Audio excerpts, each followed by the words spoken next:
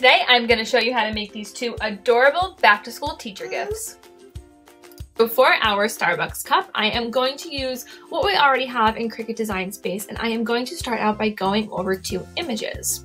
And now I am looking for an apple that I like. So I want the apple to have a green leaf and the red silhouette. You'll see that some are just a silhouette of the apple, and I don't want that. So I am just going to keep going until I see something that I like.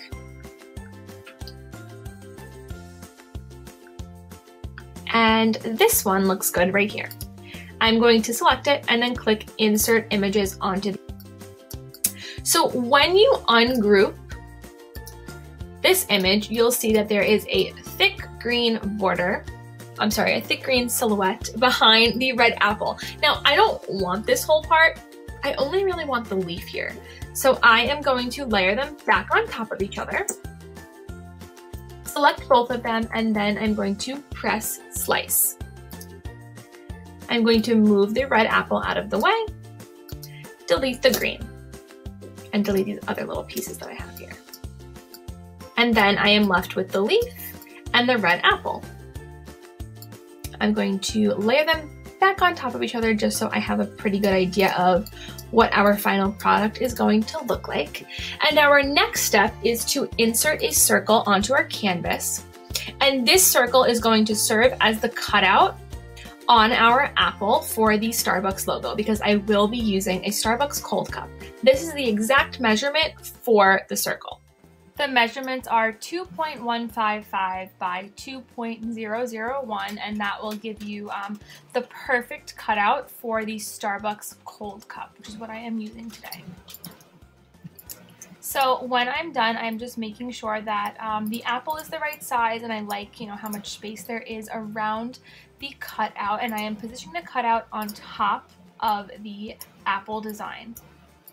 I am going to select both the gray circle and the red silhouette, and I am going to center it, make sure that it is good, and then I'm going to press slice and delete the excess circles that it created. Next, I am going to be adding my text, and I am actually putting my future last name. By the end of the school year, I will be Mrs. Lamberson. I wrote Ms. It was just like a force of habit, but I went back in and I added Mrs. So I am using a script font, which means that I have to weld it together. So I am going to position it where I want it, ungroup the letters, and move them until they're overlapping. So what I do is I click on one letter at a time, and then as I click on the next letter, I hold down the Shift button on my keyboard, and this will keep everything grouped together. And then I'm using the keyboard command, the arrows on my keyboard, to slightly nudge over the letters until I am happy with how it looks. And then when I am all done, I am going to weld it together. Then I just make sure that the text is a good size. I liked it small, but that was just because my last name is a little bit longer. And now I am going to press make it. So I have three pretty simple pieces, and instead of wasting time like cutting on three separate mats, I am going to each individual object, clicking on the three dots, and I am moving them all to the same mat. Don't mind the thunder in the background. I'm moving them all on the same mat, and then I am moving my vinyl in the same spot on my cutting mat. So once I am done cutting, I am removing the vinyl from the mat. Please ignore my band-aid. I have stitches there, and I was trying to cover it up, but at one point it does fall off, and you're going to see my gross stitches hand, so I do apologize. But I am just taking my vinyl off the mat, like I said, and I am weeding everything so it's ready to go.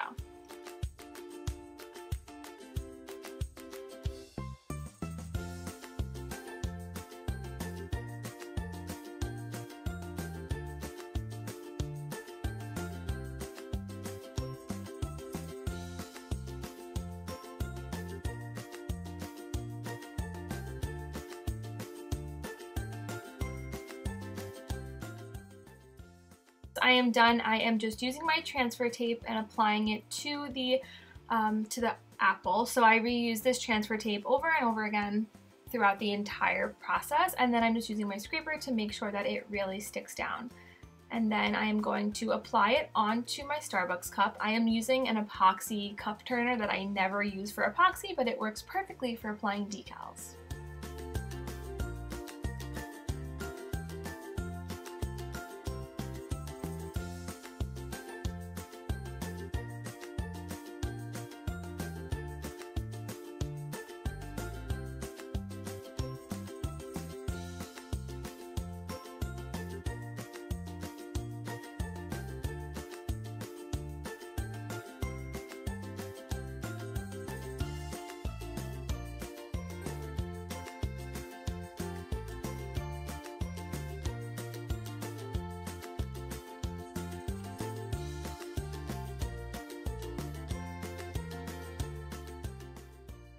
And then I'm just repeating the process for all of the different layers of the decal until it's done.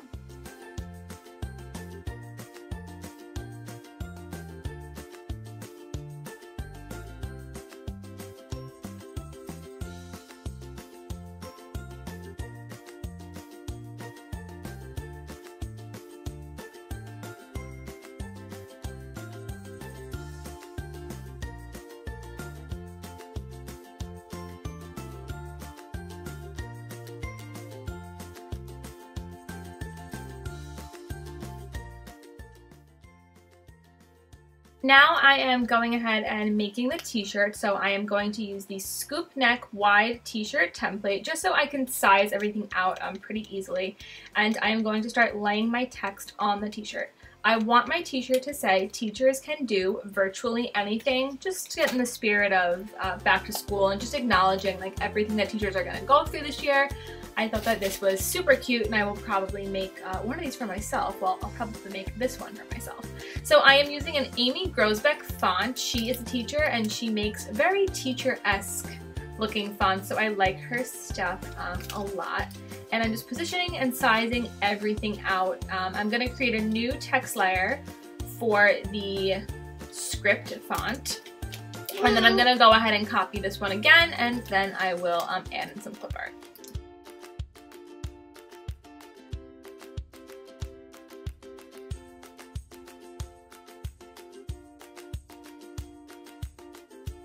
So when I'm done laying my text everywhere, I am going to go into images and I'm going to find a simplistic picture of a laptop. We don't want anything crazy with a lot of shading. I just want something really simple. I like this one on the bottom, but I didn't like the house and mouse little clicker that was there. So I'm looking here, but I do end up going back to the original laptop that I found.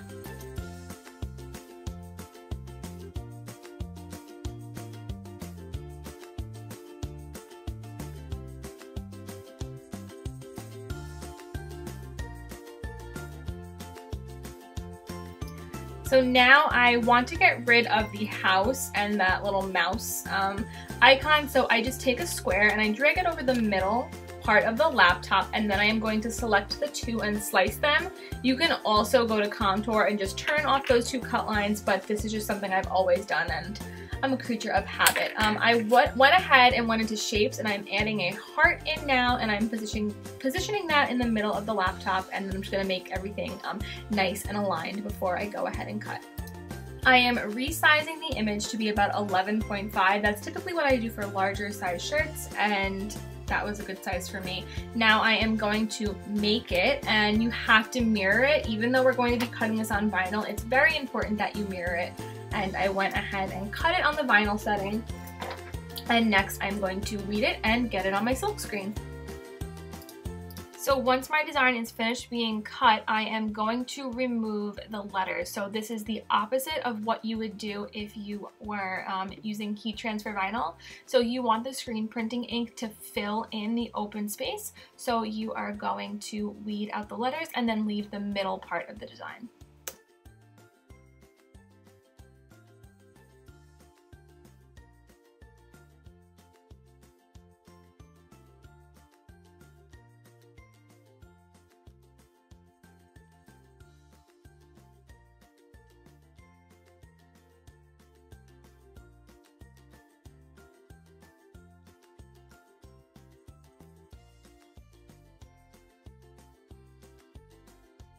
Now the next step is to measure out how big you want the transfer tape to be, and then you're going to apply the transfer tape to the entire design.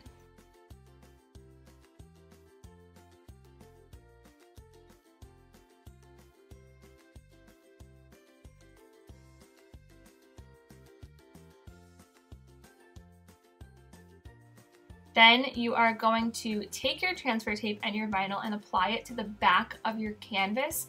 You are going to want to take a scraper, and if you notice, it's like removing all of the air bubbles and that's kind of changing color, so you want to make sure that it's really well adhered to the silkscreen canvas.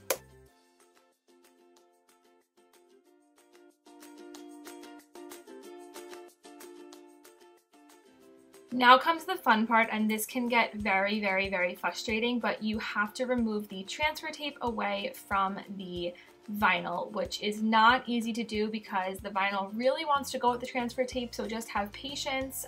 You might have to get your scraper out and, you know, just scrape it down a little bit more, but don't give up. It comes out great in the end, so just, you know, try your best and keep going. Once you are done with that, you're going to take your scraper and just make sure that it's really stuck down, you know, and it's nice and flat. There are no bubbles, and then we are going to get ready to screen print. So I am just taking my Bella and Canvas t-shirt and smoothing it out. I know it's wrinkled, but, you know, what are you going to do? I am applying the silk screen and positioning it correctly onto my t-shirt. And I almost forgot a very important step. I am taking painter's tape and securing down all of the edges so no extra screen printing ink seeps through the sides. I had a pretty big piece of vinyl, so it's not that big of a deal, but I just wanted to be sure.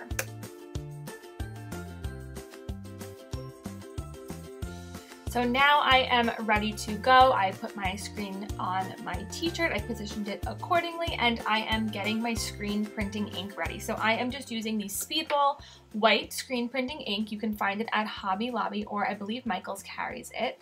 I could not find a plastic spoon for the life of me, so I had to sacrifice one of my son's kitty spoons. Obviously, I will not be giving this back to him.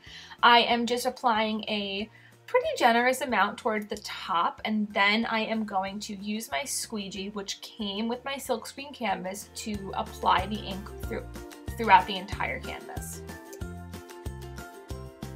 I make sure I get a nice even coat, and I even went back and applied a little bit more of the screen printing ink just to make sure that it was a nice opaque white. And then when I am all done, I am lifting the screen away from the t-shirt. Now, this might be better for you to have somebody hold the t-shirt down. It does get a little tricky, and mine wasn't 100% perfect, but I was okay with that. I like the handmade look of it. And we're done.